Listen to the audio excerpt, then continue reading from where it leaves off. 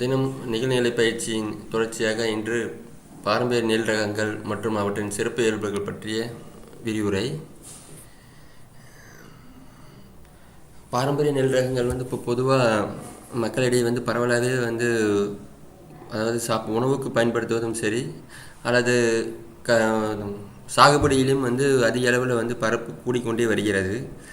அதற்கு முதலில் விவசாயிகளுக்கு தான் நன்றி தெரிவித்துக் கொள்ள வேண்டும். இப்பொழுது வேளாண்மை பல்கலைக்கழகங்களையும் இது சம்மந்தமாக நிறைய ஆய்வுகளும் மேற்கொண்டுட்ருக்காங்க. இப்போ சமீபத்தில் இந்த வருடம் இந்த பாரம்பரிய நெல் ரகங்கள் கருப்பு கவுனியை இதாக வைத்து புதியதாக அந்த கோ 57 என்ற ஒரு நெல் ரகமும் வெளியிடப்பட்டுள்ளது.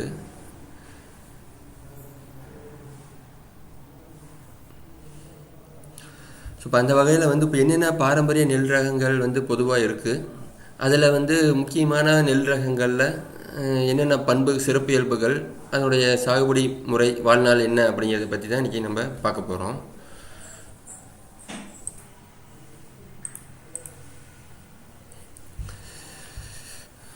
ஸோ இப்போ அந்த வகையில் என்னென்ன பாரம்பரிய ரகங்கள் இருக்குது, அதனுடைய சிறப்பு இயல்புகள் என்ன, வாழ்நாள் எவ்வளோ, சாகுபடி முறைகள் குறிப்பாக நம்ம பார்ப்போம். நெல் ரகங்களை பொறுத்தவரையும் இப்போ சமீப காலங்களில் கிட்டத்தட்ட ஒரு 167 ரகங்கள் நம்ம வேளாண்மை பல்கலைக்கழகம் மூலமாகவும் விவசாயிகள் மூலமாகவும் ரகங்களை சேகரித்து பாதுகாக்கப்பட்டு வருகிறது. அதில் இப்போ விவசாயிகள் எடுத்துக்கிட்டோம் அப்படின்னா, இப்போ புதுக்கோட்டை, திருவாரூர், தஞ்சாவூர் பக்கங்களில் இருக்கக்கூடிய பாரம்பரிய நெல் ஆர்வலர்கள் என்ன பண்ணுறாங்க அப்படின்னா, இந்த மாதிரி ரகங்களை சேகரித்து அதுலேருந்து 2 கிலோவாக விவசாயிகளுக்கும் விதையை கொடுத்து இலவசமாகவே கொடுத்து திருப்பியும் விதை நெல்லாக திருப்பி வாங்கி வச்சு இப்படியே சேமிச்சுக்கிட்டு வர பழக்கமும் நடந்துகிட்ருக்கு. இது போக பரவலாகவே எல்லா இடத்துலையும் பாரம்பரிய நெல்லோடைய நன்மைகள் நிறையா உணர்ந்து இப்போ பயன்படுத்தவும் ஆரம்பிச்சிட்டாங்க. குறிப்பாக யூடியூப்பை பார்த்து நிறையா பேர் பயன்படுத்துறது இப்போ அதிகரிச்சுக்கிட்டே வருதுன்னு சொல்லலாம். ஸோ அந்த வகையில் 167 ரகங்கள்னு சொன்னேன். என்னென்ன இருக்குது அப்படின்னு பார்த்தோம் அப்படின்னா, ஒரு வேகமாக ஒரு தடவை படித்து காமிச்சிடும். இப்போ 167 ரகமும் அன்னமிளகி, 60ஆம் குருவை, பூங்கார், கேரள சுந்தரி, குளியடிச்சான், குள்ளங்கார், மைசூர் மல்லி, குடவாலை, காட்டு யானம், காட்டு பொன்னி, வெள்ளைக்கார், மஞ்சள் பொன்னி, கருப்பு சீரக சம்பா, கட்டிச்சம்பா, குருவிக்கார், வரப்பு குடஞ்சான், குருவை களஞ்சியம், கம்பஞ்சம்பா, பொம்மி, காளா நமக், திருப்பதி சாரம், அனந்தனூர் சன்னம், பிசினி, வெள்ளை குருவிக்கார், விட்டுணு போகம், மொழிக்கருப்பு சம்பா, காட்டுச்சம்பா, கருங்குருவை, தேங்காய்ப்பூ சம்பா, காட்டு குத்தாலம், சேலம் சம்பா, பாசுமதி, புழுதிச்சம்பா, பால்குடவாலை, வாசனை சீரக சம்பா, கொசுவ குத்தாலை, இழுப்பை பூச்சம்பா, துளசிவாச சீரக சம்பா, சின்ன பொன்னி, வெள்ளை பொன்னி, கொட்டாரச்சம்பா, சீரகச்சம்பா, கைவிரிச்சான் சம்பா, கந்தசாலா, பனங்காட்டு குடவாலை, சன்னச்சம்பா, இரவை பாண்டி, செம்பிலி சம்பா, நவரா, கருத்தக்கார், ஆத்தூர் கிச்சலி சம்பா, சேலம் சன்னா, தூயமல்லி, வாழைப்பூச்சம்பா, ஆற்காடு கிச்சலி, தங்கச்சம்பா, நீலச்சம்பா, மணல்வாரி, கருடன் சம்பா, கட்டைச்சம்பா, குந்தாவி, சிகப்பு குருவிக்கார், பூம்பாலை, வல்லரகன், கவுனி, பூவன் சம்பா, முட்டின சன்னம், சண்டிக்கார், கருப்பு கவுனி, மாப்பிள்ளை சம்பா, முழுமுழுங்கி, மடுமுழுங்கி, ஒட்டடம், வாடன் சம்பா, சம்பா மோசனம், கண்டவாரி சம்பா, வெள்ளை மிளகு சம்பா, காடை கழுத்தான், நீலஞ்சம்பா, சவ்வாது மலை நெல், வைகுண்டா, கப்பக்கார், கலியன் சம்பா, அடுக்கு நெல், செங்கார், ராசமன்னார், சொர்ணவாரி, வெள்ளை குடவாலை, சூளக்குணுவை, நொறுங்கன், பூம்பாலை, வாளன், கொத்தமல்லி சம்பா, சொர்ணமசூரி, பயகுண்டா, பச்சை பெருமாள், வசரமுண்டான், கோணக்குருவை, புழுதிக்கார், கருப்பு பாசுமதி, வீதி வடங்கான், கண்டசாலி, அம்யோமோகர், கொல்லிக்கார், ராசபோகம், செம்பினி பொன்னி, பெரும் கூம்பாலை, டெல்லி போகலு, கச்சக் கூம்பாலை, மதிமுனி, கல்லுருண்டை, ரசகடம், கொச்சின் சம்பா, சம்பாலை, செம்பாலை, வெளியான், ராசமுடி, 60ஆம் சம்பா, காட்டு வாணிபம், சடைக்கார், சம்யா, மரநெல், செம்பினி பிரியன், காசுமீர் டால், கார்நெல், மொட்டக்கூர், ராமக்கல்லி, சீரா, சுடர்கால், பதரியா, சுதர், திமாரி கமோடு, சல்சிரா, மல் காமோடு, ரத்னசுடி, ஆலு உப்பலு, சித்தசன்னா, வரடப்பன் சேன், சிட்டிக்கா நெல், கரிய சவளி, கரிசாடி, சன்னக்கி நெல், கட்கா, சிங்கினிக்கார், செம்பாலை, மிளகி, யானைக்கொம்பன், வால் சிவப்பு, சித்திரைக்கார், சிவப்பு சித்திரைக்கார், முருங்கைக்கார், 110, கள்ளிமடையான், குதிரைவால் சம்பா, சின்னச்சம்பா, பிச்சாவரை, வெள்ளை குருவை, கார், சூரன் குருவை, சூளை குருவை, சிவப்பு கவுனி, மிளகு சம்பா, கார், ஓர்முண்டான், ஒட்டடையான், கலர்பாலை, கூம்வாலை, முட்டைக்கார், முட்டைச்சம்பா, பெருங்கார். இது மாதிரி ஒரு 167 ரகங்கள். இது தமிழ்நாடுக்கு அருகில் உள்ள மாவட்டங்களிலிருந்து எல்லாம் சேகரிக்கப்பட்ட பாரம்பரிய நெல் ரகங்களுடைய பெயர்கள். முக்கியமாக இத்தனை இருக்குது அப்படின்னு சொல்லி விட்டுருந்தோம்னா நீங்கள் ஒரு வாய்ப்பை மிஸ் பண்ண மாதிரி ஆயிருக்குமேங்கிறத அத்தனையும் நம்ம படித்து காமிக்கிறோம். ஸோ இத்தனை நெல்லில் குறிப்பாக நம்ம தமிழ்நாட்டில் அதிகமாக சாகுபடி செய்யக்கூடிய முக்கியத்துவம் வாய்ந்த பாரம்பரிய நெல் ரகங்களுடைய குணாதிசயங்களை பற்றி நம்ம பார்ப்போம். அதில் முதல்ல வரக்கூடியது மிக சிறப்பான ஒரு அதிக மருத்துவ பண்புகள் உடைய அரிசி அப்படின்னு பார்த்தோம்னா அந்த கருப்பு கவுனி அரிசி. கவுனி நெல் அந்த காலத்தில் பார்த்தோம் அப்படின்னா இதை அரசர்களுக்கான உணவுன்னு சொல்லுவாங்க. பல இடத்துல அரசர்கள் மட்டுமே இது உண்ணக்கூடியது. மற்றவர்கள் இதை பயன்படுத்தினா அப்படின்னா அவங்களுக்கு தண்டனை விதிக்கப்படும். அந்த மாதிரி ஒரு சூழலில் ஒரு இதாக ஒரு அரிசியை பயன்படுத்தப்பட்டது. அதாவது எதெல்லாம் உடம்புக்கு வலு சேர்க்கக்கூடியதோ அதெல்லாம் அப்போ அரசர்கள் உணவாக பயன்படுத்திட்டு வந்தாங்க. அந்த வகையில் இது கருப்பு கவுனியும் முன்னாடியே அரசர்கள் உணவாக இருந்திருக்கு. இப்போ நம்ம எல்லாருமே அதை பயன்படுத்தக்கூடிய வாய்ப்புகள் உண்டு. இப்போ இதனுடைய வாழ்நாள் பார்த்தோம் அப்படின்னா 130 நாட்கள் போட்டிருந்தாங்க. இப்போ இதில் நாங்களே இங்கே உற்பத்தி பண்ணும்பொழுது பார்த்தோம் அப்படின்னா 150 நாள்லேருந்து 155 நாள் வரையுமே கருப்பு கவுனியுடைய வாழ்நாள் வரும். சம்பா பருவத்துக்கு ஏற்ற பயிர். உயரம் கிட்டத்தட்ட 1.5 அடி வரையிலுமே வரக்கூடியது.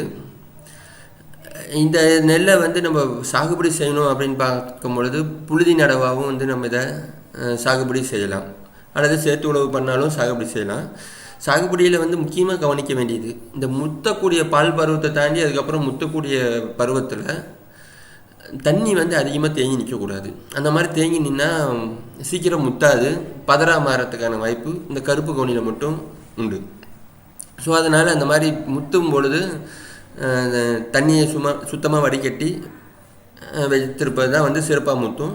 இது அதுக்கப்புறம் பண்புகள்லாம் பார்த்தோம் அப்படின்னா அறுவடை செஞ்சு நம்ம சேமித்து வைக்கும் பொழுதுமே மேலே இப்போ கருப்பாக மாறி இருக்கும். அறுவடை டைமில் பச்சையாக ஆரம்பித்து கருப்பாக மாறி இருக்கும். அந்த மேலே உமியை இந்த படத்தில் இருக்கிற மாதிரி கலருக்கு மாறி இருக்கும். நெல் எடுத்தோம்னாலும் அரிசி எடுத்து பார்த்தோம்னாலும் மேலே மட்டும் அப்போ கருப்பாக இருக்கும். நாளாக சேமிப்பின் போதுமே உள்பகுதியும் சேர்ந்து கருப்பாக மாறிட்டு வரும். இந்த கருப்பு கவுனியை பொறுத்தவரையிலும் இது சராசரியாக மகசூல் பார்த்தோம் அப்படின்னா ஏக்கருக்கு 800லேருந்து 1 டன் வரையுமே தாராளமாக எடுக்கக்கூடிய ரகம். அதே மாதிரி உரங்கள் பயன்படுத்தாமல் இந்த கவுனி பாரம்பரிய நெல்கள் அனைத்துமே ரசாயன உரங்கள் பயன்படுத்தாமல் இயற்கை முறையில் வளர்ப்பதே சாலச் சிறந்தது. ஏன் அப்படின்னு கேட்டோம்னா எல்லாத்துக்குமே உயரம் ஜாஸ்தி, சீக்கிரமாக கொட்டக்கூடிய தன்மையும் உண்டு. ஸோ அந்த வகையில் இப்போ நிறையா ரசாயன உரம் எது போட்டோம் அப்படின்னா வளர்ச்சி ரொம்ப பெருசாக இருக்கும், ஆனால் மகசூல் அதிகரிக்கும் அப்படிங்கிறது உத்தரவாதம் கிடையாது. அந்த வளர்ச்சி செடியோட வைக்கோலுடைய வளர்ச்சி ரொம்ப அதிகமாக இருக்கும் பொழுது சீக்கிரமாக சாஞ்சி கீழே கொட்டி வீணாக வர பிரச்சனையும் ரொம்ப ஜாஸ்தியாக இருக்கும். ஸோ அதெல்லாம் தவிர்க்கிறதுக்கு இயற்கை முறை சாகுபடியே இதுக்கு சிறந்த முறை. சரி, இப்போ இந்த கருப்பு கவுனியில் என்ன சிறப்பு இயல்புகள், ஏன் இதுக்கு போகணும்? 150 நாள் சொல்கிறோம், மகசூல் நம்மளது 2 டன் விட இது கம்மி தான். பட் இருந்தாலும் ஏன் இதுக்கு போகலாம் அப்படின்னு பார்த்தோம்னா பல வகையான மருத்துவ குணங்கள் வந்து இந்த கருப்பு கவுனிக்கு உண்டு. இதில் குறிப்பாக வந்து விஷக்கடி சிகிச்சைக்கு இதை பயன்படுத்தலாம். இனிப்பு பண்டம் செய்கிறது, உதாரணமாக வந்து லட்டு, பொங்கல், இதுக்கெல்லாம் வந்து இது ஏற்ற அரிசி.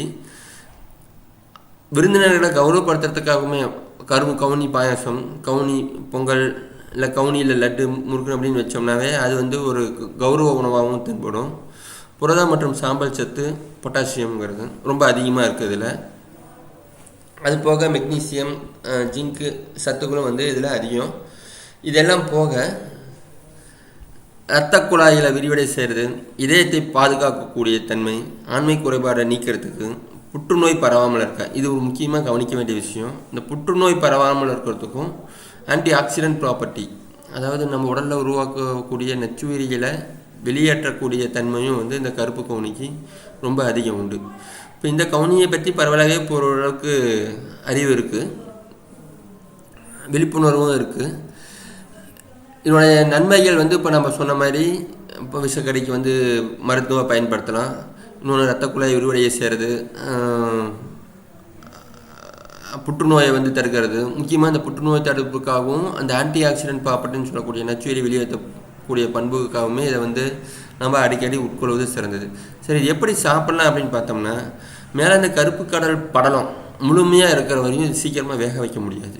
அது ஒரு பெரிய விஷயம், கவனிக்க வேண்டிய விஷயம். நம்ம குக்கரில் சாதாரணமாக எப்பயும் உணவு சமைக்கிற மாதிரி செஞ்சோம் அப்படின்னா 20-30 விசில் விட்டினாலும் வந்து வேகவே வேகாது. அது எப்போ மேலே இருக்கக்கூடியது லைட்டாக உடையணும் அப்படின்னா பாலிஷ் போடக்கூடாது. பாலிஷுக்கு போய் கருப்பு லேயர் எடுத்துட்டோம் அப்படின்னா திருப்பி இந்த சாப்பிட்ற அவசியமே வந்து வீணாயிடும். ஸோ அது உடைக்கிறதுக்கு தான் சிறந்த வழி. அப்படியே எடுத்து மிக்சியில் அடித்தோம்னா குறையாக உடையும். அதை பொங்கலாக வந்து சமைக்கலாம், இல்லை நம்ம கூலாக வைக்கிறதுக்கோ அல்லது தோசை மாவு, இட்லி இதில் சேர்த்துறதுக்கோ, இல்லை முறுக்கு, லட்டு இந்த மாதிரி செய்கிறதுக்கு மாவாக தயார் பண்ணியும் நம்ம வந்து இதை பயன்படுத்தலாம். இந்த வகையில் எப்படியாவது தினம் ஒரு வேலையோ இல்லை ஒரு வகையிலையோ எடுத்துக்கிறது வந்து நம்ம உடலுக்கு வலு சேர்க்கக்கூடிய வாய்ப்புகள் அதிகம். அடுத்து மாப்பிள்ளை சம்பா. இப்போ இதில் வந்து இந்த மாப்பிள்ளை சம்பாங்கிற ரகம் நாட்களை பார்த்தோம் அப்படின்னா 160 நாட்கள் இந்த பயிருக்கு, சம்பா பருவத்துக்கு ஏற்ற பயிர். இதுவும் கிட்டத்தட்ட 1 அடி உயரம் வரையிலும் வளரக்கூடியது. ஏக்கருக்கு இதுவும் 750 கிட்டத்தட்ட 900 1 டன் வரையுமே வந்து மகசூல் எடுக்கக்கூடியது. இதில் போட்டிருக்கிறது எல்லாமே வந்து சராசரி மகசூல். இதை விட கூட எடுக்கக்கூடிய விவசாயிகளும் இருக்காங்க. ஸோ இதில் பண்புகள் இப்போ என்னன்னு பார்த்தோம் அப்படின்னா, பொதுவாக சித்த டாக்டர்கிட்டலாம் இப்போ போகிறோம் அப்படிங்கும் பொழுது அவங்க அதிகப்படியாக வந்து இந்த மாப்பிள்ளை சம்பா, காட்டியானம் இதெல்லாம் வந்து சுகர் பேஷண்ட்டுக்கு நிறையவே ரெக்கமெண்ட் பண்ண ஆரம்பிச்சிட்டாங்க. இதை சாப்பிட்டா வந்து சர்க்கரை கட்டுக்குள்ளே வரும் அப்படிங்கிறது. இந்த கிளைசிமிக் இண்டெக்ஸ் அப்படின்னு சொல்லக்கூடிய சர்க்கரை அளவு எவ்வளோ இருக்குது அப்படின்னு சொல்லக்கூடியது, அது வந்து மாப்பிள்ளை சம்பா, கருங்குருவை போன்ற ரகங்களுக்கு மிகவே குறையும். ஸோ சீக்கிரமாக வந்து நமக்கு சர்க்கரை சேராது. உடம்பில் இருக்கக்கூடிய சர்க்கரையும் வந்து கட்டுக்குள்ளே வச்சுக்கூடிய தன்மை இதுக்கு உண்டு. இது போக உடலுக்கு வந்து வலிமை சேர்க்கக்கூடியது, சக்தி அதிகப்படுத்தக்கூடிய தன்மை இதுக்கு வந்து அதிகமாக உண்டு. இதை எப்படி சாப்பிட்லாம் அப்படின்னு பார்த்தோம்னா, இதுவும் அதே மாதிரி கூலாக வச்சு, இப்போ இருக்கக்கூடிய பாரம்பரிய ரகங்களில் தூயமல்லி, தங்க சம்பா இதை தவிர இது எல்லாமே வந்து கூலாக வச்சு நம்ம சாப்பிட்லாம், எடுத்துக்கலாம். அது போக மாப்பிள்ளை சம்பாவை பொறுத்தவரையிலும் இட்லி அரிசி, இட்லியாக அரைச்சி மாவாக்கி இட்லி, தோசைக்கு பயன்படுத்தலாம். அது ஆப்பம், அவல் இந்த மாதிரி முறையிலையும் வந்து இந்த மாப்பிள்ளை சம்பாவை நம்ம பயன்படுத்தலாம். இதனுடைய சாகுபடி முறையில் ஒரு சிறப்பு இயல்பு அப்படின்னு பார்த்தோம்னா, நல்ல வறட்சி தாங்கி வளரக்கூடிய பயிர், பூச்சி நோய்க்கு வந்து எதிர்ப்பு திறன் அதிகமாக உள்ள ஒரு ரகம். அதே மாதிரி வைக்கோலை பார்த்தீங்க அப்படின்னா நல்லா உயரமான வைக்கோலாக இருக்கும். இதில் 1 அடின்னு சொன்னோம், நல்லா திடமாகவும் இருக்கும். இது கூரை நெய்யறதுக்கு வந்து இந்த மாப்பிள்ளை சம்பா வைக்கோலை வந்து நம்ம பயன்படுத்தலாம். இது போக வந்து மருத்துவ குணங்களில் பார்த்தோம் அப்படின்னா, மாப்பிள்ளை சம்பா அரிசியில் செய்த நீராகாரத்தை வந்து 1 மண்டலம் சாப்பிட்டோம் அப்படின்னா ஆண்மை பலம் அதிகரிக்கும் அப்படின்னு சொல்கிறாங்க. நரம்புகள் வந்து பலப்படும். சர்க்கரை நோயாளிகளுக்கு ஏற்ற அரிசி இது. இதை தினம் காலையில் சும்மா கலைச்சி, அதாவது பழைய சாப்பாடை நல்லா கலைந்து அது நீரை குடிச்சு வந்தோம்னாவே வாய்ப்புண், வயிற்றுப்புண்ணெல்லாம் ஆயிரும் அப்படின்னு சொல்கிறாங்க. அடுத்தபடியாக காட்டு யானம். காட்டு யானத்துக்கு இப்போ அந்த பெயருக்கு காரணம் என்னன்னா, காட்டு யானை உள்ளே போய் நுழைஞ்சதுன்னா அது வெளியே தெரியாத அளவுக்கு உயரம் வரும் அப்படின்னு சொல்லி அதுக்காக நான் அந்த மாதிரி வளர்கிறதுனால தான் அதுக்கு பெயர் வந்து இந்த காட்டு யானம். ரொம்ப அதிகமாக உயர் வரதுனால காட்டு யானம்னு சொல்லி அதுக்கு பேர் வந்திருக்கு. இதுவுமே வந்து இதில் 150 போட்டிருக்கு. பொதுவாக இதனுடைய வாழ்நாள் பார்த்தோன்னா 180 நாள், 6 மாத காலம் வந்து இது சாகுபடிக்கு உரிய ரகம். 6 மாத காலம் ஆகும் இந்த காட்டு யானை நெல். இதுவுமே கிட்டத்தட்ட 1 டன்னுக்கு மேலே நம்மளால் ஒரு ஏக்கருக்கு மகசூல் எடுக்க முடியும். இதில் புரோட்டீன், கால்சியம், இரும்பு, அயன், துத்தநாகம், ஜிங்கு, மெக்னீஷியம் சத்துக்கள் வந்து அதிகமாக இருக்குது. இட்லி, தோசை, இடியாப்பம், பாயாசம் செய்ய வந்து ஏற்றது. இது போக கூலாக வச்சும் குடிக்கலாம். அது எப்படி அப்படின்னு பார்த்தோம்னா, காட்டு யானை அரிசியை வந்து இரவில் கஞ்சியாக காய்ச்சி சமைச்சு அடுப்பில் வந்து இறக்கிறதுக்கு முன்னாடி ஒரு கருவேப்பிலையை போட்டு மூடி வச்சிடணும். பகலில் திருப்பி அடுத்த நாள் காலையில் வெறும் வயிற்றில் இந்த கஞ்சியை குடிச்சிட்டு வந்தோம் அப்படின்னா இதுவும் சர்க்கரை நோய் வந்து கட்டுக்குள் வரும். இப்போ இது வந்து இந்த சாதாரணமாக நம்ம புதுக்கோட்டையிலேருந்து எடுத்து நம்ம உறவினர்கள் நிறைய பேர் எல்லாம் விழுப்புணர்வு வந்து வாங்கினவங்க எல்லாருமே திருப்பி இதை கேட்குறாங்க. காட்டு யானை அரிசி என்ன வாங்கி கொடுங்க, அந்த கஞ்சி குடித்தா நல்லாயிருக்கு, அதாவது உடம்புல வந்து ஒரு மாற்றம் தென்படுது அப்படின்னு சொல்லி நிறையாவே வந்து வாங்கி பயன்படுத்துகிறாங்க. இன்னும் ஒரே ஒரு பிரச்சனை, 6 மாத காலங்கிறதுனால அடிக்கடி நமக்கு இந்த அரிசி கிடைக்கிறது தான் வந்து பிரச்சனையாக இருக்கும். இதுவுமே வந்து சிகப்பு அரிசியாக இருக்கும். பயன்படுத்தக்கூடியது வந்து கஞ்சி வச்சு குடிக்கிறது சிறந்த முறை. அடிக்கடி நம்ம வந்து பயன்படுத்தக்கூடியதாக இருக்கும். இல்லைன்னா இட்லி, தோசை போன்ற வகையிலையும் வந்து நம்ம எடுத்துக்கலாம். 180 நாள் பயிர் இது. அடுத்தபடியாக இந்த காளா நமக்கு அப்படிங்கிறது வெள்ளை கலர்லேயும் இருக்குது, கருப்பு கலர்லேயும் இருக்குது. காளா அப்படிங்கிறது கருப்பு, நமக்கு அப்படின்னா உப்பு. நிறைய தாதுப்புக்கள் வந்து இதில் அதிகமாக இருக்கிறதுனால இந்த பெயர் வந்து வச்சுருக்காங்க காளா நமக்கு அப்படின்னு சொல்லி. இந்த அரிசி சாதாரணமாக நீங்கள் நெல்லை எடுத்து அரைச்சிங்கனாவே அந்த இடத்துல நல்ல மனம் இருக்கும். அதே மாதிரி இந்த அரிசியில் உணவு செஞ்சிங்கனாலும் வீட்டுக்குள்ளாரையே வந்து மனம் வேறு மாதிரி, அதாவது புது பாஸ்மதி அரிசியை விட வந்து இதில் மனம் சிறப்பாக இருக்கும். இதை வந்து எதுக்கெல்லாம் பயன்படுத்தலாம் அப்படின்னு பார்த்தீங்கன்னா, இந்த மாதிரி புலாவ், தேங்காய் சாதம், எலுமிச்சை சாதம் போன்றவை செய்கிறதுக்கும் பயன்படுத்தலாம், பிரியாணி செய்கிறதுக்கும் பயன்படுத்தலாம். இதில் வந்து கால்சியம், இரும்பு, துத்தநாக சத்துக்கள் வந்து அதிகமாக இருக்குது. பாஸ்மதி ரகத்துக்கு மாற்றாகவே வந்து இதை பயன்படுத்தலாம். இப்போ நாங்கள் பயன்படுத்துனதெல்லாம் வந்து வெள்ளை கலர் அரிசி காளா நமக்குன்னு சொல்லி இங்கே லோக்கலில் கிடைக்கக்கூடியது. அதில் ஒரு பிரச்சனை என்ன ஆகும்னா, நம்ம இந்த மாதிரி உமி நீக்கும் பொழுது உடையிறது வந்து ரொம்ப அதிகமாக இருக்கும். அதுக்கு தகுந்தாப்பில் கரெக்டாக அட்ஜஸ்ட் பண்ணி நம்ம உமி நீக்கும் வேலையை வந்து செய்ய வேண்டியது இருக்கும், மெஷின் அட்ஜஸ்ட்மெண்ட் பண்ணி. ஸோ அந்த மாதிரி அட்ஜஸ்ட்மெண்ட் பண்ணாமல் உடைப்பு நிறையா இருந்ததுன்னா குழஞ்சி போகிற பிரச்சனையும் இருக்கும். ஆனால் சுவை அப்படின்னு பார்த்தோம்னா மற்ற எல்லாம் பிரியாணி அரிசியை விட இது வந்து சுவை நல்லாவே இருக்கும். ஸோ அந்த மாதிரி உடஞ்சி இருக்கும் பொழுது சமைக்கும் பொழுது கொஞ்சம் கவனமாக இருக்க வேண்டிய அவசியம் இருக்கும். இது இப்போ அசைவம்னா சமைக்கிறோம் அப்படின்னா அதை தனியாக வந்து அசைவங்களால் வேக வச்சுட்டு அதுக்கப்புறம் இந்த அரிசி கூட கலந்து திருப்பியும் குக்கரில் வந்து வேக வச்சோம் அப்படின்னா 2 விசில் 3 விசில்லே வெந்துடும், அரிசி வந்து வெந்துடும். அதுக்கு மேலே இருந்தாலும் குழஞ்சி போன மாதிரி ஆகிடும். ஸோ அந்த பிரியாணி சுவையுமே வந்து சிறப்பாக இருக்கும் இதில். அதே மாதிரி இதில் இருக்க அதிக தாதுப்புக்கள்னால என்னென்ன நன்மைகள்னு பார்த்தோம் அப்படின்னா, ரத்தம் தொடர்பான நோய்கள், சிறுநீரக பிரச்சனைகள், புற்றுநோய், தோல் நோய்களின் தீவிரம் தணிக்க உதவுது. மேலும் செயலற்று போன மூளை நரம்பை செயல்படுத்துவதற்கு இது உதவி புரியும். முக்கியமாக கர்ப்பிணி பெண்கள் வந்து சாப்பிடுவதற்கு ஏற்றது இந்த அரிசி. திரகாத்திரமான உடல்வாக்கு பெற விரும்புபவர்கள் காளா நமக்கு அரிசியை வந்து உணவுக்கு பயன்படுத்தலாம். இப்போ இதுவரை நம்ம பார்க்குறதுல இதுக்கப்புறம் பார்க்க போகிற அரிசியிலையுமே பரவலாகவே வந்து ஓரளவு கிடைக்க ஆரம்பிச்சிருச்சு. ஸோ இதில் வந்து இந்த அரிசிகளை வந்து நம்ம பயன்படுத்தணும்னு நினச்சோம்னா தினம் ஏதாவது ஒரு விதத்தில் ஒவ்வொரு அரிசியை நம்ம பயன்படுத்திக்கிட்டே வந்தோம்னாவே நம்மளே வந்து அதில் மாற்றங்கள் காணலாம். அது முக்கியமாக குழந்தைங்களுக்கு கொடுத்தா தெரியுமா இல்லையோ தெரியல, வயதானவங்களை சாப்பிடும்பொழுது உடலில் நிறையா பிரச்சனை இருக்கும். அது ஒவ்வொன்றா வந்து குறைஞ்சி நமக்கு ஒரு உடலில் மாற்றம் ஏற்படுறது இந்த அரிசி சாப்பிட்றவங்களுக்கு நல்லாவே வந்து அதை உணர முடியும். அடுத்த 60ஆம் குருவை. 60ஆம் குருவை வந்து ரொம்ப குறுகிய பயிர், 60 நாளில் விளையக்கூடிய பயிர். ஆனால் இதனுடைய மருத்துவ பண்புகள்னு பார்த்தா பல வகையான மருத்துவ பண்புகள் உண்டு. எலும்பு தேய்மானத்தை வந்து சரி செய்யக்கூடியது. வாரம் ஒரு நாள் வந்து இதை ஏதாவது ஒரு வகையில் உணவில் சேர்த்தா எலும்பு, மூட்டு, பற்கள் வலுப்பெறுவதற்கு வாய்ப்புகள் அதிகம். நரம்பு, தசை தொடர்பான பிரச்சனைகளும் வந்து நீங்கள் இந்த 60ஆம் குருவை ரகம் வந்து உதவும். பணம் தரக்கூடிய சாப்பிட சுவையான ரகமும் கூட இது 60ஆம் குருவை அப்படிங்கிறது. அடுத்து இலுப்பைப்பூ சம்பா அப்படிங்கிறது.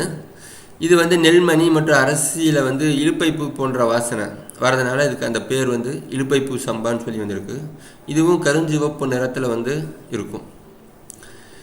இதுவும் சம்பா பருவத்திற்கு ஏற்ற ரகம். 120 நாளில் வந்து என்னுடைய வாழ்நாள் முடியக்கூடியது. 1.5 அடி வரையுமே உயரம் வரக்கூடிய ஒரு பயிர். மகசூல் பார்த்தீங்க அப்படின்னா 700லேருந்து 1 டன் வரையுமே வந்து ஒரு ஏக்கருக்கு இதில் வந்து மகசூல் எடுக்கலாம். சிறப்பு இயல்புகள் அப்படின்னு பார்த்தோம் அப்படின்னா இதில் கால்சியம், இரும்பு, துத்தநாக சத்துக்கள் வந்து அதிகமாக இருக்குது. நீரிழிவு மற்றும் முழங்கால் வலிக்கு வந்து ஏற்ற ரகம். முக்கியமாக இந்த நீரிழிவு நோய்க்கு இலுப்பைப்பூ சம்பாவும் கருங்குருவை இதை வந்து நீரிழிவு நோய்க்கு வந்து அதிகமாக பயன்படுத்தலாம். நீரிழிவுங்கிறது சர்க்கரை நோய். அது இல்லாமல் நீர் கோத்து இருக்குது, இந்த மூட்டு வலியில் நீர் அதிகமாக இருக்குது, அதனால தான் வலி அப்படின்னு சொல்லக்கூடியதுக்கெலாம் இதுவும் கருங்குருவை பின்னாடி வரக்கூடிய ஒரு ரகம். அதை வந்து அதிகமாக நம்ம பயன்படுத்தலாம். பாயசம் தயாரிப்பதற்கும் இது ஏற்ற ரகம். இந்த அரிசியை வந்து ரெகுலராக சாப்பிட்டு வராங்க அப்படின்னா பக்கவாதம் குணமாக உதவும். ஆரம்ப நிலை சர்க்கரை நோய் வந்து கட்டுக்குள்ளே வரும். மூட்டு வலியை குறைக்கவும் குழந்தைங்களோட எலும்புகளை வந்து உறுதியாக்கவும் இந்த இலுப்பைப்பூ சம்பா அரிசி வந்து உதவி புரியும். அடுத்து தங்க சம்பா தூயமல்லி அப்படி இந்த 2 ரகம் வந்து நம்ம சாதாரணமாக இப்போ எப்படி பொன்னி அரிசி சாப்பிட்றோமோ ரெகுலராக, அந்த மாதிரி சாதாரணமாக டெய்லியும் சமைச்சு சாப்பிட்றதுக்கு பயன்படுத்தக்கூடிய ரகங்கள். இப்போ தங்க சம்பாவை எடுத்துக்கிட்டோம் அப்படின்னா இது 165 நாட்கள் போட்டிருக்கோம். 150லேருந்து 150 நாட்களில் வந்து இதை அறுவடை செய்யலாம். தங்க சம்பா ஏன் அதுக்கு பேர் வந்துச்சு அப்படின்னு பார்த்தீங்கன்னா இது நெல் மணியில் பார்த்தீங்கன்னா பொன் நிறத்தில் இருக்கும், அதனால் தங்க சம்பா அப்படிங்கிற ஒரு பேர். அரிசியும் எடுத்திங்கனாலுமே கிட்டத்தட்ட ஒரு மங்கலான நிறத்தில் தான் வந்து இருக்கும். உயரம் 122 சென்டிமீட்டர் வரையும் வரும். இதை வந்து 1200லேருந்து 2 டன் வரையுமே வந்து ஒரு ஏக்கருக்கு நெல் மகசூல் எடுக்க முடியும். புரதம் மற்றும் சாம்பல் சத்து அதிகம். பொட்டாசியம், மெக்னீசியம் மற்றும் ஜிங்க் போன்ற சத்துக்களும் வந்து இதில் அதிகம். சன்ன ரகமாக இருக்கிறதுனால புலாவு செய்கிறது ஒன்று, நம்ம அன்றாட சாப்பாட்டுக்குமே வந்து இதை பயன்படுத்தலாம்.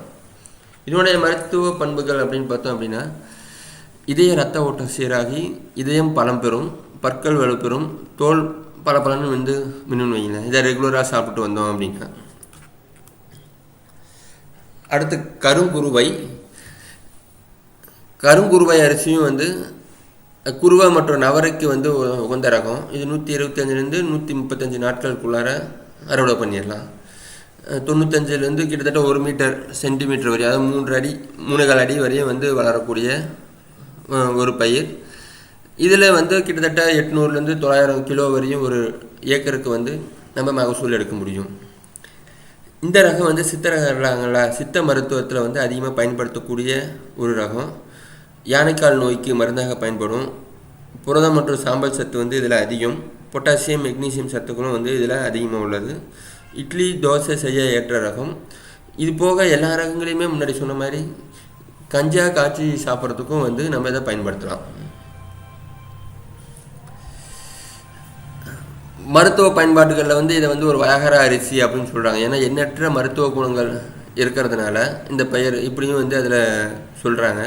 இதில் இட்லி, தோசை, இடியாப்பம் சேர்ந்து சாப்பிட்டோம் அப்படின்னா இழந்த சக்தியை திரும்ப பெற முடியும், பல நோய்களை தடுக்கக்கூடியது அப்படின்னு சொல்லி சொல்கிறாங்க.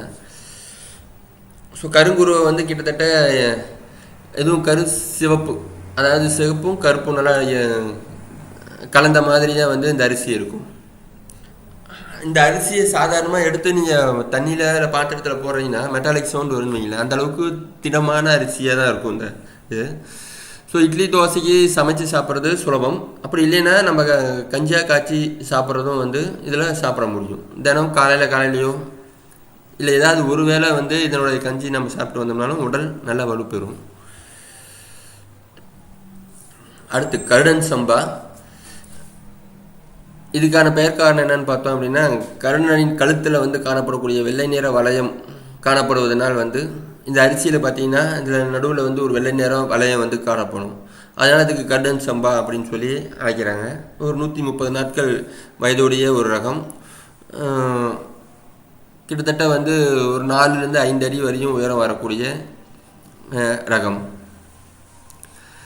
இது மகசூல் பார்த்தோம் அப்படின்னா 1 டன்லேருந்து 1.5 டன் வரையுமே வந்து ஒரு ஏக்கருக்கு மகசூல் எடுக்கலாம். இதில் போட்டிருக்கிறத விட நானும் கூட சொல்கிறேன் அப்படின்னா விவசாயிகள் அந்தளவுக்கும் வந்து அதை எடுத்திருக்காங்க அப்படிங்கிற ஒரு காரணத்தினால சொல்கிறேன். இதில் இருக்கக்கூடியது வந்து ஒரு சராசரி மகசூல் அளவு. இதில் வந்து கால்சியமும் இரும்பு மெக்னீசியம் சத்துக்கள் வந்து ரொம்ப அதிகமாக இருக்கும். புட்டு செய்வதற்கு குறிப்பாக இது வந்து ஏற்ற ரகம்.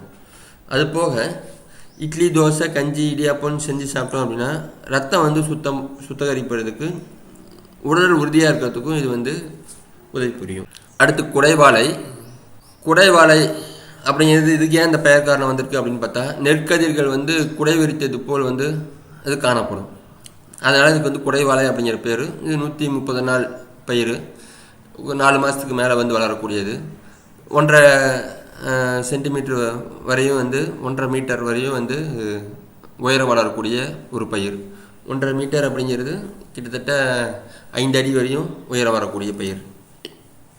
இது ஏக்கருக்கு வந்து 1500லேருந்து 2 டன் வரையுமே வந்து மகசூல் எடுக்கலாம். இதில் சிறப்பியல்புகள் அப்படின்னு பார்த்தோம் அப்படின்னா புரதம், சாம்பல் சத்து வந்து அதிகம். பொட்டாசியம், மெக்னீசியம், ஜிங்க் சத்துக்களுமே இது வந்து அதிகம் இருக்குது. குறைந்த கிளைசிமிக் இண்டெக்ஸ் கொண்ட அரிசி. இந்த கிளைசிமிக் இண்டெக்ஸ் எதெல்லாம் குறைந்த அளவில் இருக்குது அப்படின்னு சொல்கிறாங்களோ அதெல்லாம் பொதுவாக ரெகுலராக வந்து இந்த சர்க்கரை நோய், அது நீரிழிவு நோய் இருக்கக்கூடியவர்கள் வந்து இதை சாப்பிட்லாம். இதுவும் வந்து இட்லி, தோசை செய்வதற்கு ஏற்றது. மாப்பிள்ளை சம்பா மாதிரியே இதுவும் கூரை, வைக்கோல் கூரை வந்து மேய்வதற்கு ஏற்ற ரகம். முக்கியமாக இது வந்து குடலை சுத்தப்படுத்தவும், செரிமான கோளாறுகளை நீக்கிறதுக்கும், வயிற்றுப்புண்ணை ஆற்றுவதற்கும், சர்க்கரை நோயாளிகள் சாப்பிட ஏற்ற ஒரு ரகமாக இருக்குது இது குடைவாழை. அடுத்து கிச்சலி சம்பா. இதில் வந்து இரும்பு, கால்சியம் போன்ற சத்துக்கள் வந்து அதிகமாக இருக்கக்கூடியது. சர்க்கரை நோய் கட்டுப்படுத்தவும் உதவும். பாலூட்டும் தாய்மார்களுக்கும் வந்து நன்றாக பால் சுரக்க உதவி புரியும். உடலுக்கு வறுமை சேர்க்கக்கூடிய ஒரு ரகம் கிச்சலி சம்பாங்கிறது. இது 135 நாள் வயதுடைய ஒரு ரகம். அடுத்து நீலம் சம்பா அப்படிங்கிறது முக்கியமாக வந்து தாய்ப்பால் ஊட்டும் பெண்களுக்கு தேவையான பலம் தரக்கூடிய ஒரு ரகம். உடலுக்கு நோய் எதிர்ப்பு சக்தி தரக்கூடிய ஒரு ரகம். இரத்த சோகையும் போக்குறதுக்கு இது உதவும். அடுத்து சீரக சம்பா. சீரக சம்பா பரவலாகவே வந்து பிரியாணி செய்கிறதுக்கெலாம் வந்து பயன்படுத்த ஆரம்பிச்சிட்டாங்க. நம்ம இதில் வந்து துளசி பச்சை அப்படிங்கிறது ரகம் இப்போ மளிகை கடையில் கிடைக்கக்கூடியது. சீரக சம்பாங்கிறது சீரக வாசனை இருப்பதனால வந்து இதுக்கு இந்த பெயர் சீரக சம்பா அப்படின்னு சொல்லி. முக்கியமாக பிரியாணி செய்கிறதுக்கு ஏற்ற ரகம். இது 130 நாட்கள் வந்து வயது உடையது. 93 சென்டிமீட்டர் வரையும் வளரக்கூடிய ரகம். ரொம்ப சன்னமான நெல் இருக்கும், சின்னதான அரிசி இருக்கும். அதாவது சூப்பர் ஃபைன் ரைஸ்ன்னு சொல்லக்கூடியது. ஸோ இது வந்து தண்ணீர் வந்து அதிகமாக தேங்காத இடத்திற்கு வந்து ஏற்ற ரகம். வாசனை உள்ள பாஸ்மதி அல்லாத அரிசி பிரியாணி செய்வதற்கும் ஏற்ற ரகம். முக்கியமாக இது சாகுபடி செய்யும் பொழுது குளிர்காலம், அதாவது சம்பா பருவத்தில் வந்து சாகுபடி செய்கிறது சிறந்ததாக இருக்கும். இல்லைன்னா அந்த சீரக வாசனை குறைவாக இருக்கும் அப்படிங்கிறது பொதுவான ஒரு கருத்து. பொட்டாசியம், மெக்னீசியம், இரும்பு மற்றும் துத்தநாக சத்துக்கள் அதிகமாக உள்ள ரகம். நோய் எதிர்ப்பு சக்தி அதிகரிக்கவும் வந்து உடல் அழகு பெறவும் இந்த அரிசியை வந்து நம்ம பயன்படுத்தலாம். இந்த சீரக சம்பாவை வந்து ஒரு தாயாதி, அதாவது பேரண்டல் லைனாக யூஸ் பண்ணி வெளியே தமிழ்நாடு வேளாண்மை பல்கலைக்கழகம் மூலமாக வெளியிடப்பட்ட ஒரு ரகம்னா அது இந்த VGD1 அப்படின்னு சொல்லக்கூடியது. அதுவும் கிட்டத்தட்ட இதே மாதிரி அதே அரிசி இருக்கும். ரொம்ப சன்னமாக சின்னதான அரிசியாக இருக்கும். சீரக வாசனை இருக்கும். பிரியாணிக்கு ஏற்ற ரகம் அது. VGD வைகை டேம் அங்கேருந்து வெளியிடப்பட்ட ஒரு ரகம். சீரக சம்பாலையும் நிறையா வேரியேஷன்ஸ் அப்படின்னு பார்த்தோம்னா துளசி சீரக சம்பா, தூவா சீரக சம்பா அப்படின்னு சொல்லி வெவ்வேறு பெயரில் வந்து அழைக்கப்படுது. அடுத்து தூயமல்லி. முன்னாடியே வந்து தங்க சம்பான்னு ஒன்று சொன்னால் பொதுவாக நம்ம சாப்பாடு செய்கிறதுக்கு பொன்னி அரிசி மாதிரியே பயன்படுத்தலாம் அப்படின்னு சொல்லி, அந்த வகையில் இந்த தூயமல்லியும் பொன்னி அரிசி மாதிரியே பொதுவாக நம்ம சாப்பாடு செய்கிறதுக்கு பயன்படுத்தக்கூடிய ஒரு நாட்டு ரகம். இதுவும் சம்பாவுக்கு தான் ஏற்ற ரகம். இது 130லேருந்து 140 நாளுக்குள்ளார வந்து அறுவடைக்கு வந்துடும். 125 சென்டிமீட்டர் 4 அடி உயரம் வரையும் வளரக்கூடிய ஒரு ரகம். இது வந்து இதுவும் சாதாரணமாக வந்து 1 டன்லேருந்து 1.5 டன் வரையுமே ஒரு ஏக்கருக்கு நம்ம மகசூல் எடுக்க முடியும். இதோட சிறப்பியல்புகள் அப்படின்னு பார்த்தோம்னா புரதம், சாம்பல் சத்து அதிகம். பொட்டாசியம், மெக்னீசியம், துத்தநாக சத்துக்களும் அதிகமாக உள்ளது. இதில் பிரியாணி செய்வதற்கு ஏற்ற ரகம்னு போட்டிருக்கு. சாதாரணமாக நம்ம சாப்பாடு செய்கிறதுக்கே வந்து இந்த தூயமல்லியை பயன்படுத்தலாம்.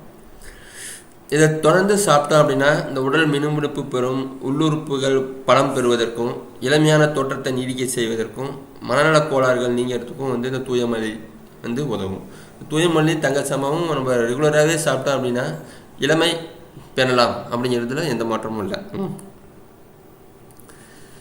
அடுத்து குழியடிச்சான் அப்படிங்கிற ரகம் வந்து இது ஏன் அந்த பேர் வந்திருக்கு அப்படின்னு பார்த்தோம்னா, அந்த நெல்மணிகள் வந்து மஞ்சள் நிறத்திலும் கருப்பு நிற கோடுகளுடன் வந்து இருக்கும். பருப்பு நில அரிசி இருக்கிறதுனால இதுக்கு வந்து அந்த குழியடிச்சான் அப்படிங்கிற வந்து பேர் வச்சுருக்காங்க. இதனுடைய வயது பார்த்தோம்னா 120 நாட்கள், உயரம் வந்து கிட்டத்தட்ட 3 அடி வரையும் வந்து உயரம் வரக்கூடியது. இது வந்து சராசரியாக 900லேருந்து 1 டன் வரையும் ஏக்கருக்கு வந்து நம்ம மகசூல் எடுக்கக்கூடிய ஒரு ரகம். இதுலேயும் வந்து புரதம், பொட்டாசியம் வந்து அதிகமாக இருக்கக்கூடியது, மெக்னீசியம், துத்தநாக சத்துக்களும் அதிகமாக இருக்கக்கூடிய ஒரு ரகம். முக்கியமாக கலர் நிலத்திற்கு, வடிகால் வசதியுடைய நிலத்திற்கும் ஏற்ற ரகம் இது. இட்லி, தோசை மற்றும் சர்க்கரை பொங்கல் செய்வதற்கும் ஏற்ற ரகம். அதிக வறட்சி மற்றும் பூச்சி நோய்க்கு எதிர்ப்பைத்தன்மை வந்து கொண்ட ரகம் இது. இதில் செய்யக்கூடிய இட்லி, தோசை, முறுக்கு, தட்டவடை போன்ற வகையில் செஞ்சு சாப்பிட்டோம் அப்படின்னா குழந்தை பெற்ற இளம் தாய்மார்களுக்கு வந்து தாராளமாக பால் சுருக்கிறதுக்கு வழிவகை செய்யக்கூடிய ரகம். இப்போ ஒரு 3-4 ரகங்களை வந்து இந்த பண்புகளோடு சொல்லியிருக்கோம். இப்போ நமக்கு எது கிடைக்குதோ அதை வந்து நம்ம பயன்படுத்தலாம். அடுத்து சேலம் சன்னா அப்படிங்கிறது, இது சன்ன ரக அரிசி. இதை மண்பானையில் வடித்து பழைய சோறாக்கி சாப்பிட்டோம்னா அப்படின்னா உடல் உறுதியாக இருக்கும்.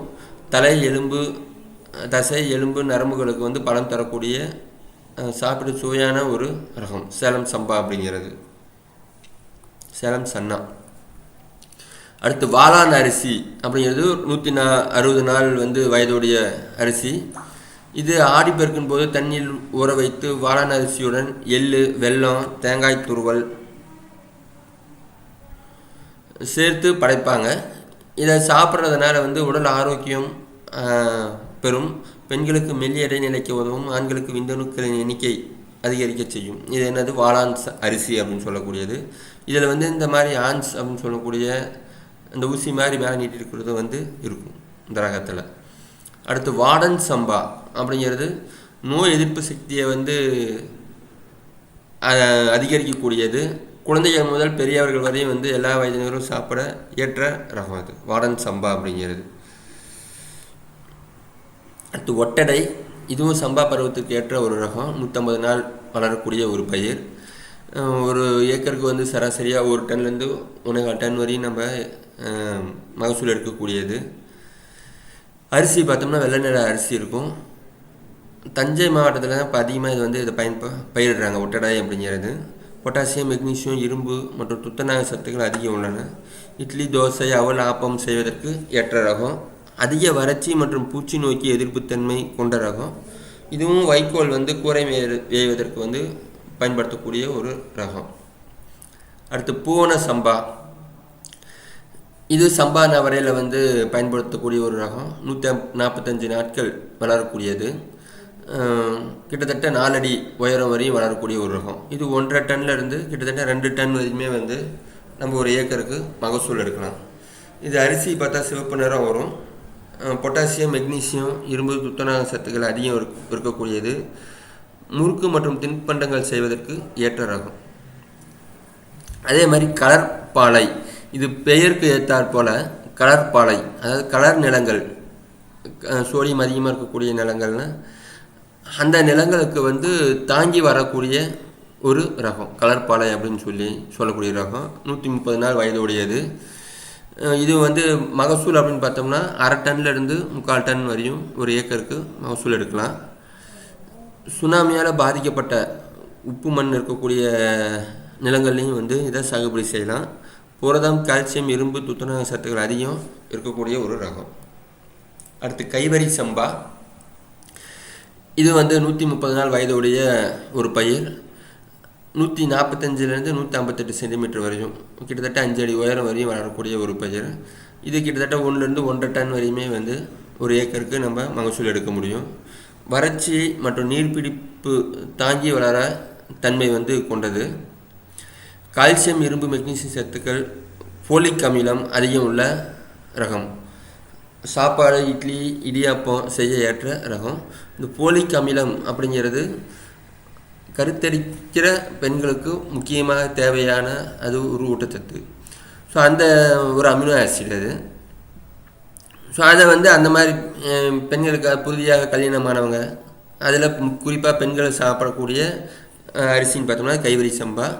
இது கூட இன்னொன்று பூங்கார் அப்படின்னு சொல்லக்கூடிய அரிசியும் வந்து நம்ம இந்த மாதிரி பயன்பாடுகளுக்கு பயன்படுத்தலாம். அடுத்து காடை கழுத்தான். காடை கழுத்தான் அப்படிங்கிறது அதாவது கடன் கழுத்தில் காணப்படக்கூடிய வெள்ளை நிற, அதே மாதிரி கர்டன் சம்பான்னு சொல்லி ஒன்று பார்த்தோம். இது ரெண்டும் கிட்டத்தட்ட அதே மாதிரி வெள்ளை அடியில் பகுதி வந்து வெள்ளை கலர் வளையம் வந்து காணப்படும். இது 170 நாள் வந்து வயதுடைய பயிர். கிட்டத்தட்ட 1.5 டன் வரையும் வந்து ஒரு ஏக்கருக்கு நம்மளோட சாகுபடி அதாவது மகசூல் எடுக்க முடியும். இதில் கால்சியம், இரும்பு, மெக்னீசியம் சத்துக்கள் வந்து அதிகமாக இருக்கக்கூடியது. முக்கியமாக புட்டு செய்து சாப்பிட்றதுக்கு ஏற்ற ரகம். முன்னாடி சொன்ன மாதிரியே கைவரி சம்பாவும் அடுத்து இந்த பூங்கார் ரகம், இதை ரெண்டுமே வந்து கர்ப்பிணி பெண்கள் வந்து அதிகமாக சாப்பிட வேண்டிய ஒரு ரகம். இந்த பூங்காருங்கிறது குருவை நவரைக்கு வரக்கூடியது. கைவரி சம்பாங்கிறது சம்பா பருவத்துக்கு உரிய ரகம். இது நீண்ட நாள் பயிர். பூங்காருங்க வந்து குறுகிய கால பயிர். 70 நாட்களில் வந்து இதோடைய ஆயுட்காலம் முடிஞ்சிடும். இதுலேயும் வந்து பார்த்திங்கன்னா சிகப்பு வெள்ளை கலந்த மாதிரி தான் வந்து அரிசி இருக்கும். குளூட்டின் இல்லாத சிவப்பு அரிசி. இது முக்கியமாக கர்ப்பிணிகள் மற்றும் பாலூட்டும் தாய்மார்களுக்கு உகந்த ரகம். நோய் எதிர்ப்பு சக்தியை வந்து அதிகரிக்கக்கூடிய ஒரு ரகம். ஸோ இப்போ இது சாதாரணமாக பார்த்தோம் அப்படின்னா இந்த கால்சியமும் ஃபோலிக் ஆசிடும், அதாவது ப்ரெக்னெண்ட்டாக இருக்காங்க அப்படின்னாவே டாக்டர்கிட்ட போனால் முன்னாடிலாம் வந்து ஒரு 5 மாதத்துக்கு அப்புறம் கொடுக்கக்கூடிய மாத்திரையும் இப்போலாம் ஆரம்ப கட்டத்திலேருந்தே கொடுக்க ஆரம்பிச்சிடுறாங்க. ஏன்னா அந்தளவுக்கு வந்து ஊட்டச்சத்து பற்றாக்குறை மக்களிடையே ரொம்ப அதிகமாகிடுச்சு. ஸோ அந்த வகையில் இந்த மாதிரி ஒரு கல்யாணமான டைம்லேருந்தே வந்து இந்த பூங்கார் அரிசி சாப்பிட்றது உடலுக்கு வலு சேர்க்கும். இப்போ இதெல்லாம் போக மூங்கில் அரிசி வந்து பொதுவாக நம்மளோட சாகுபடி செய்து அறுவடை செய்யக்கூடிய ஒரு அரிசி கிடையாது. மற்றதெல்லாமே வந்து ஒரு வாழ்நாள் உண்டு.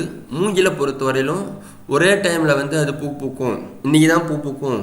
அதாவது நம்ம இன்றைக்கி விதைக்கிறோம் அப்படின்னா ஒரு 30 வருடமோ அல்லது 20 வருடம் கழிச்சோ பூ பூத்துரும் அப்படின்னு நம்ம உறுதியாக சொல்ல முடியாது.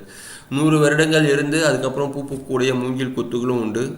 இல்லை 30-40 வருடங்கள்லேயே பூ பூக்கக்கூடிய மூங்கில் குத்துகளும் உண்டு. ஸோ அது காட்டு பிரதேசங்களில் தான் அதிகமாக வந்து பூ பூக்கும். இப்போ அந்த மாதிரி பகுதியிலேருந்து பூ பூக்கக்கூடிய பகுதியிலேருந்து சேகரித்து பயன்படுத்தக்கூடிய இந்த மூங்கில் அரிசிகளில் நிறைய மருத்துவ குணங்களும் உண்டு. குறிப்பாக வந்து மூங்கில் பூத்துருச்சு அப்படின்னா பஞ்சம் அதிகமாக வரும் அப்படின்னு சொல்லுவாங்க. அதுக்கு மூல காரணம் என்ன அப்படின்னு பார்த்தோம் அப்படின்னா, மூங்கில் பூத்துது அப்படின்னா ஒரு சில சமயம் இந்த கிரிகேரியஸ் அப்புறம் ஸ்பொராடிக் அப்படின்னு சொல்லி ஆங்கிலத்தில் ஒரு 2 வார்த்தை உண்டு. அதாவது ஒட்டுமொத்த காட்டிலையுமே வந்து மூங்கில் காடாக இருந்தது அப்படின்னா ஒட்டுமொத்த காடுமே பூக்க ஆரம்பிச்சிருக்கும்.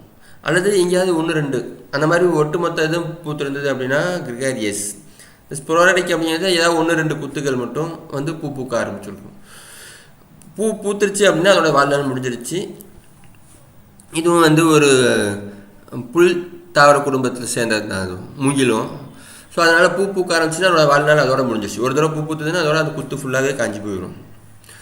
ஸோ அந்த மாதிரி ஒரு பரவலாக வந்து ஒரு காடு ஃபுல்லாக பூத்துருச்சு அப்படின்னா அதுலேருந்து வரக்கூடிய அரிசி வந்து ரொம்ப புரதமும் ஊட்டச்சத்தும் மிக்க அரிசியாக இருக்கும். அதை வந்து காட்டு எலிகள் வந்து நிறையா சாப்பிட ஆரம்பிச்சிது அப்படின்னா ஒரு 3 மாதத்துக்கோ இல்லை 6 மாதத்துக்கு ஒரு தடவை இனப்பெருக்கம் நடக்கக்கூடியது கிட்டத்தட்ட பாதியாக குறைஞ்சிடும். 3 மாதத்துக்கு ஒரு தடவை இனப்பெருக்கம் ஆரம்பிச்சிடும். ஸோ வேகமாக வந்து பெருக்கம் அடையும். இனப்பெருக்கம் வந்து அதிகமாக இருக்கும். இந்த மூங்கில் அரிசி சாப்பிட்டு நிறைய நல்ல உணவு கிடைக்கிறதுனால பெருக்கம் ரொம்ப ஜாஸ்தியாக இருக்கும். ஸோ ஒரு கட்டத்தில் வந்து ஏகப்பட்ட இலைகள் பெருகிருக்கும். அதே சமயத்தில் மூங்கில் அரிசியோட இருப்பும் அங்கே இல்லாமல் போயிருக்கும், முடிஞ்சிருக்கும். ஸோ அதுக்கு அப்புறம் என்ன ஆகும்னா உணவு கிடைக்காம அவ்வளோ பாப்புலேஷனுக்கும் எலிகளோட பாப்புலேஷனுக்கு உணவு கிடைக்காம அது வந்து பைத்தியம் பிடிச்ச மாதிரி என்ன ஆகும்னா அப்படியே ஓட ஆரம்பிக்குமா. ஸோ அப்போ தான் வந்து அந்த மாதிரி போகும்பொழுது வழியில் இருக்கக்கூடிய காட்டில் தென்படக்கூடிய நெல்காடு இந்த மாதிரி இடங்கள்லாம் நிறையா பெரிய சேதத்தை உருவாக்கி அந்த ஆண்டு வந்து அரிசி உற்பத்தியை குறைச்சி பஞ்சம் வர்றதுக்கு வாய்ப்பு இருக்கும். அப்படிங்கிற ஒரு காரணத்தினால தான் மூங்கில் பூத்தா பஞ்சம் வரும் அப்படின்னு பொதுவாக வந்து சொல்கிறாங்க. இதுக்கு மூல காரணம் என்னன்னா இதில் இருக்கக்கூடிய ஊட்டச்சத்து தான். அது போக இந்த பிசினி அரிசின்னு ஒன்று இருக்குது, அது மாதவிடாய் இடுப்பு வலி சரியாகிறதுக்கும். சூரக்குருவைங்கிற அரிசி வந்து பெருத்த உடல் சிறுத்து அளவு கூடுவதற்கும் வந்து நம்ம அதை பயன்படுத்தலாம். இது போக மைசூர் மல்லி, வாசனை சீரக சம்பா. சீரக சம்பாவில் வாசனை சீரக சம்பா, சாதாரண சீரக சம்பா அப்படின்னு சொல்லி, சீரக சம்பாங்கிறதே வந்து அந்த சீரக வாசனைக்காக தான் அந்த பெயர். பட் ஒரு சில டைம் வந்து அது வாசனை இல்லாமல் வருவதற்கும் வாய்ப்புகள் உண்டு. அதே மாதிரி காலங்கள் மண் ஏற்ற மண்ணாக இல்லாமல் போதும் அந்த வாசனை ஏற்கனவே வர ரகத்துலேயும் வாசனை இல்லாமல் போகிறதுக்கும் வாய்ப்புகள் உண்டு. அது போக கம்பஞ்சம்பா அப்படின்னு சொல்லி கம்பு பூட்டை மாதிரியே தெரியக்கூடிய ஒரு ரகம், அதனால் அந்த பெயர் அப்படின்னு ஒன்று இருக்குது. ஸோ இதெல்லாம் தான் வந்து இப்போதைக்கு நம்ம தமிழ்நாட்டில் சாகுபடி செய்து கொண்டு இருக்கக்கூடிய ஒரு பாரம்பரிய நெல் ரகங்கள்.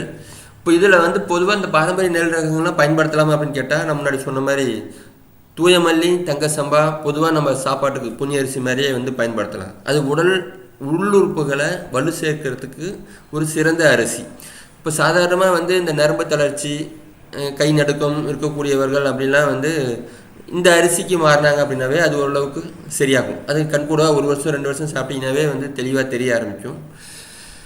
அது போக இந்த காளா நமக் அப்படின்னு சொல்லக்கூடிய அரிசியும் வந்து நம்ம உடம்புல அது நிறைய தாது பொருட்கள் இருக்கிறதுனால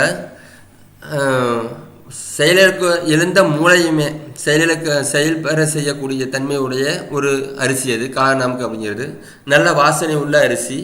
ஸோ அது பிரியாணி அரிசி, தேங்காய் சாதம், புலாவ் இந்த மாதிரி செய்கிறதுக்கெல்லாம் வந்து அந்த அரிசியை வந்து பயன்படுத்தலாம். இது போக மற்ற அரிசிகளில் கருப்பு கவுனி, சீரக சம்பா வந்து பிரியாணிக்காக வந்து நம்ம பயன்படுத்தலாம். கருப்பு கவுனி, மாப்பிள்ளை சம்பா, கருங்குருவை, காட்டு யானம், ரத்தசாலிங்கிற ஒரு ரகத்தை வந்து நான் இங்கே சொல்லாமட்டாச்சு. ஸோ அந்த ரத்தசாலிங்கிறதுமே சிகப்பு அரிசி. அது ஒரு 130-150 நாள் வயதுடைய ஒரு அரிசி.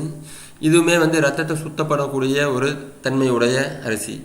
ஸோ இந்த மாதிரி அரிசிகள்லாம் பொதுவாக எப்படி சாப்பிட்லான்னு பார்த்தோம்னா, நம்ம சாப்பாடு செஞ்சு சாப்பிட்றது சிரமம். ரத்தசாலியை வந்து நம்ம சாப்பாடாக செய்யலாம். அது வந்து கிட்டத்தட்ட இந்த சோளம் சாப்பாடு செஞ்சு சாப்பிட்டா எப்படி இருக்குமோ அந்த மாதிரி ஒரு வாசனையோடு இருக்கும். சோறு மாதிரியே இருக்கும். நிறைய பேர்த்துக்கு அது விரும்பத்தக்கதாக இருக்கும்னு சொல்ல முடியாது.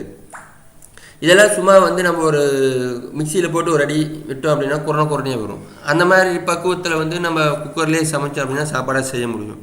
ஆனால் என்ன பிரச்சனை அப்படின்னு பார்த்தோம்னா, குழம்பு நம்ம சாதாரணமாக வைக்கக்கூடிய சாம்பாரோ இல்லை வேறு எந்த கீரை வகைகளோ எதாக இருந்தாலும் அதில் சேர்க்கும் பொழுது சாதாரண பொன்னியரிசிக்கு 2 கரண்டி போட்டால் போதுன்னா இதில் 5 கரண்டி 6 கரண்டி போட்டால் தான் அது இருக்கக்கூடிய சுவையை லைட்டாக தெரிய ஆரம்பிக்கும். ஸோ இந்த மாதிரி அதிகமாக சேர்த்து தான் சாப்பிட வேண்டிய சூழ்நிலையாக இருக்கும். நிறைய பேர்த்துக்கு அது விரும்பத்தக்கதாக இருக்காது. ஆனால் கஞ்சியாக வச்சு குடிக்கும்பொழுது எல்லாருமே குடிக்கக்கூடிய ஒன்று தான். அது நம்ம சுவைக்கு ஏற்ப இஞ்சி, பூண்டு, மிளகு இதெல்லாம் தட்டி போட்டு நம்ம குடிக்கும்பொழுது ஒரு டெய்லியும் நம்ம மருந்து சாப்பிட்ற மாதிரியே அமிர்தத்தை மாதிரியே வந்து நம்ம சொல்லலாம். இதில் எந்த அரிசியை வேணாலும் எடுத்து, இப்போ கருங்குருவைக்கு ஒரு சிறப்பு இயல்பு சொன்னேன். நீர் கோத்திருக்கு உடம்புல, அதை வந்து சரி கட்டணும் அப்படின்னா அந்த கருங்குருவை வந்து சாப்பிட்லாம். இந்த மாதிரி புற்றுநோய் வியாதி வரத்துக்கு வாய்ப்பு இருக்குது அப்படின்னா கருப்பு கவுனியும் சாப்பிட்லாம். இந்த ரத்த புற்றுநோய்க்கு ரத்தசாலி அரிசி ஒரு சிறந்த மருந்தாக இருக்கும் அப்படின்னு சொல்லி சொல்கிறாங்க. ஸோ அந்த மாதிரி வந்து ஒவ்வொரு அரிசிக்கும் வந்து ஒரு பயன்பாடுகள் இருக்குது. சர்க்கரையை கண்ட்ரோல் பண்ணணும், குறைக்கணும் அப்படின்னா மாப்பிள்ளை சம்பா, காட்டு யானம் சிறந்த அரிசி. அதை வந்து கஞ்சா வச்சு குடிக்கலாம். அல்லது இட்லி, தோசை அந்த மாதிரி இதுவும் வந்து உணவில் சேர்த்து நம்ம சாப்பிட்லாம். ஸோ இந்த மாதிரி பல நன்மைகள் உள்ள அரிசிகள். அது என்ன ஒரே ஒரு பிரச்சனை அப்படின்னு பார்த்தோம்னா, நம்ம பல்கலைக்கழகம் மூலமாக வெளியிடக்கூடிய ரகங்களில் 2 டன்னுக்கு மேலே எடுக்கக்கூடிய வாய்ப்புகள் உண்டு மகசூல். ஸோ அந்த அளவுக்கு மகசூல் இதில் எடுக்க முடியலனாலும் கிட்டத்தட்ட கருப்பு கவுனிலாம் எடுத்துக்கிட்டிங்கன்னா வெளியே மார்க்கெட்டில் எடுத்தால் 200, 220, 250 ரூபா வரையுமே வச்சு வந்து 1 கிலோ அரிசி சொல்கிறோம். அவ்வளோ ரேட்டில் வந்து விற்கிறாங்க. விவசாயிகள் மூலமாக வாங்கினா 180, 140, 150 ரூபா வரையுமே வந்து விற்பனை செய்கிறாங்க. ஸோ நேரடியாக வந்து விவசாயிகள் மூலமாக வாங்கியோ இல்லை விவசாயிகள் நேரடியாக வந்து தேவையான முகவர்களுக்கு வந்து விற்பனை செய்கிறது மூலமாக அவங்களும் லாபம் பார்க்கலாம். சாப்பிட்றவங்களுக்கும் நிறையா மருத்துவ பலன்கள் வந்து கிடைக்கும், உடல் வலுப்பெறும். இது போக இன்னொரு செய்தியும் இருக்குது. இந்த யூனிவர்சிட்டி மூலமாக, அதாவது பல்கலைக்கழகங்கள் மூலமாக வெளியிடப்படக்கூடிய ரகங்களில் தொடர்ச்சியாக அதையே பயன்படுத்துறதுனால நிறைய நுண்ணூட்டச்சத்து குறைபாடு இருக்குது அப்படின்னு சொல்லி செய்தித்தாள்களில் இப்போ சமீபத்தில் வந்து ஒரு செய்தி வந்திருக்கு. ஸோ தொடர்ச்சியாக வந்து இந்த மாதிரி பொன்னி அரிசின்னு சொல்லக்கூடிய அந்த வெள்ளை அரிசியே நம்ம சாப்பிட்றதுனால நிறைய நுண்ணூட்ட குறைபாடு ஏற்படுது. அந்த நுண்ணூட்ட குறைபாடுனால எதனால் வந்து இந்த பிரச்சனை வந்திருக்கு உடலில் அப்படின்னு நமக்கு தெரியாமையே நிறையா பிரச்சனைகளை நம்ம சந்திச்சுக்கிட்டு இருக்கோம் உடல் ரீதியாக அப்படின்னு சொல்லியும் வந்து ஒரு ஆர்டிக்கல் வந்திருக்கு. ஸோ அதனால் வந்து முடிஞ்சளவு 3 வேளையுமே வந்து இந்த மாதிரி பாரம்பரிய ரகங்கள் சாப்பிட்லனாலும் ஒரு நாளைக்கு ஒரு வேளையாவது வந்து ஏதாவது ஒரு பாரம்பரிய ரகத்தை அரிசியை வந்து சாப்பிட்றதுனால நமது உடலும் வலுப்பெறும். விவசாயிகள் வந்து இந்த ரகங்களை சாகுபடி செய்கிறதுக்கும் ஒரு ஊக்கமாக இருக்கும். அப்படிங்கிறதோட விரிவுரையை முடிச்சுக்கிறேன்.